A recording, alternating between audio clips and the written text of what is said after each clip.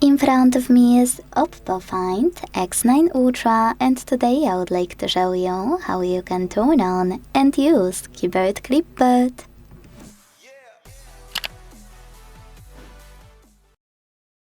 Begin by launching your keyboard and tapping on Clipboard at the top of it.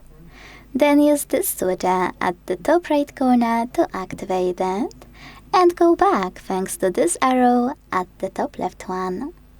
Now, to use Clipboard, copy or cut any text. And to paste it instantly, just click on it at the top of your keyboard. To paste it later on, click on Clipboard and tap on your text here. To pin it, hold it and use pin icon. It's very important because if you won't pin your text, it will disappear after an hour. You can unpin it over here. If you want to make any changes to text in your clipboard, just hold it and pick Edit option. Now change whatever you want to and hit Save. To delete anything from clipboard, swipe it to the right, swipe it to the left, hold it and tap on Delete.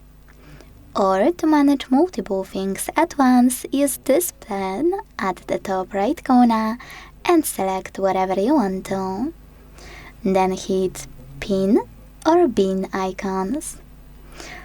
To disable Clipboard fully, use this switcher.